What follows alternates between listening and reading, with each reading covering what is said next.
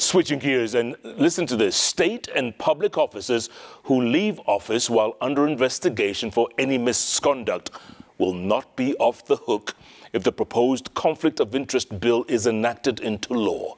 The bill proposes that the investigations into the misconduct continue even as one has left office.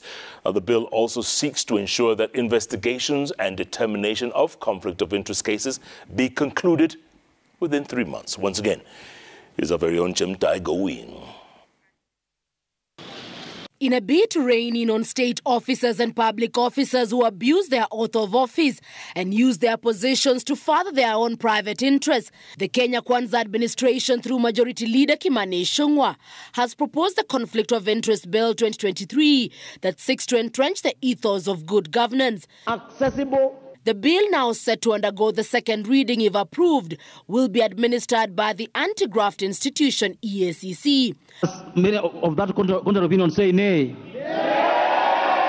Some of the radical proposals that is already causing resistance include Clause 23(3) of the bill, which forbids a public officer from engaging in any other gainful employment without permission from the reporting authority and the EACC.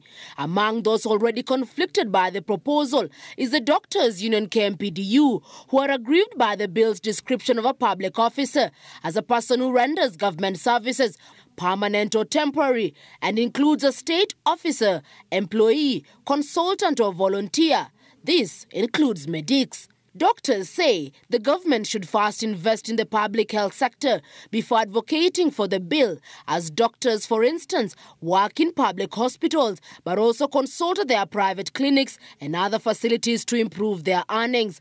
One is deemed to have violated the Act if an officer uses official power to further his private interest or that of an associate or relative, and also if the public officer has private interests that conflict with his duties.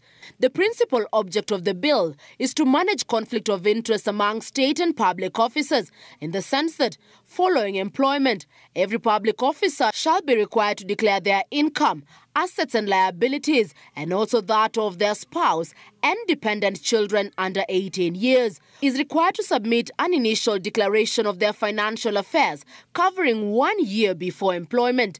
If a complaint against a state or public officer is made, the officer will be suspended for a period of not exceeding 3 months to allow for the determination of the allegations leveled against the individual.